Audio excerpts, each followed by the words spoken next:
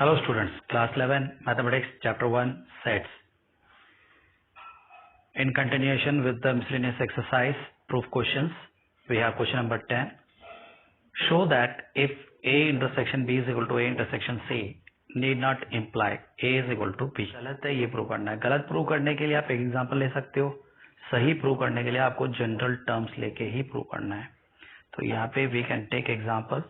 तो let us take A is equal to A, B, C, D as their element and B set has C, D, E, F as element and C set has C, D, G, H as element.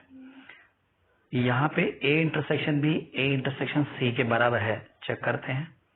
A और B का intersection करते हैं तो दोनों में common है C, D. तो ये मिल गया A इंटरसेक्शन B. देन हम चेक करते हैं A इंटरसेक्शन C. तो A इंटरसेक्शन C में कॉमन क्या है देखते हैं. A में है C, C में D में भी D, दोनों में कॉमन है. तो इस तरीके से हमें A इंटरसेक्शन C भी मिल गया. अब दोनों को देखते हैं तो A इंटरसेक्शन B और A इंटरसेक्शन C दोनों बराबर है, लेकिन A सेट क्या B सेट के बराबर है? नहीं है. Hence, we have proved that A set is not equal to B when A intersection B is equal to A intersection C. It does not imply. Let A and B be two sets. A intersection X equal to B intersection X equal to empty set, that is pi, and A union X equal to B union X for some set X. Show that A is equal to B. A intersection X, B intersection X दोनों ही empty है, खाली है, और A union X B union X के बराबर है. अगर ऐसा है तो हमें बताना है कि A सेट B सेट के बराबर होगा, तभी ये पॉसिबल है. तो let us see how it can be proceeded. तो हमने लिया A union X equal to B union X क्योंकि ये गिवन है. दोनों ही साइड हमने इंटरसेक्शन किया A के साथ, इधर भी इधर भी. अच्छा, यहाँ पे अगर लेफ्ट हैंड साइड देखता हूं तो मेरे पास है A intersection A union X. ठीक है, तो A intersection A union X है. इंटरसेक्शन जब भी करता हूं तो दोनों सेट में से छोटा सेट मेरा आंसर मिलता है. A union X no doubt A से बहुत बड़ा सेट होगा क्योंकि A के एलिमेंट्स भी हैं और X के एलिमेंट्स भी हैं. तो इसका मतलब छोटा सेट हुआ A, देयरफॉर इसका आंसर आएगा A set. Therefore left hand side मेरा हो गया A सेट. और राइट हैंड साइड में हम डिस्ट्रीब्यूटिव प्रॉपर्टी लगा देते हैं.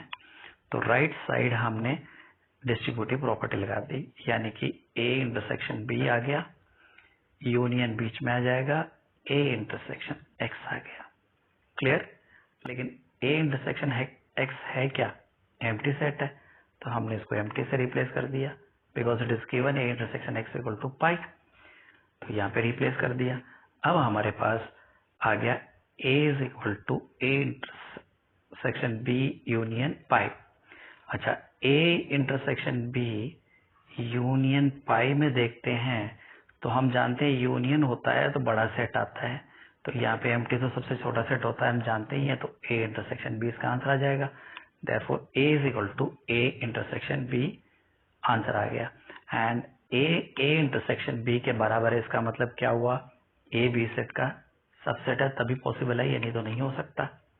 A is a subset of B हमने बता दिया.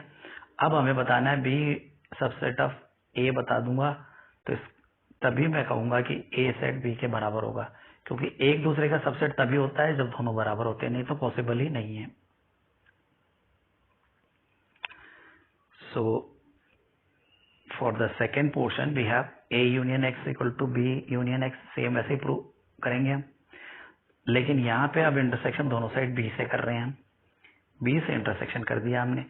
B से इंटरसेक्शन किया तो हमारे पास आ गया राइट हैंड साइड में B intersection B union X. ये हम जानते हैं इंटरसेक्शन में बड़ा से छोटा सेट होता है, वही आता है, बड़ा सेट हम छोड़ देते हैं. तो यहाँ पे छोटा सेट कौन सा है? B है. तो B हमारा आंसर आ जाएगा क्योंकि B यूनियन X तो बड़ा है. बी से, तो हमारे राइट साइड आ गया बी। अब लेफ्ट हैंड साइड हमने डिस्ट्रीब्यूटिव प्रॉपर्टी लगा दी, बी इंटरसेक्शन ए लिख दिया, बीच में यूनियन लिख दिया, बी इंटरसेक्शन एक्स लिख दिया। तो इस तरीके से मेरे पास ये आ गया। अब बी इंटरसेक्शन एक्स क्या गिवन है, एम्प्टी सेट, तो हमने एम्प्टी सेट लगा दिया। तो अब हमारे पास आ गया B intersection A union phi is equal to B. Union में बड़ा सेट होता है वो आता है, यानी कि बी इंटरसेक्शन ए आएगा। तो हमने बी इंटरसेक्शन ए लिख दिया इधर और इधर लिख दिया B. That implies B is a subset of A. तो फर्स्ट इक्वेशन में हमने कहा था A is a subset of B, अब हम कह रहे हैं B is a subset of A.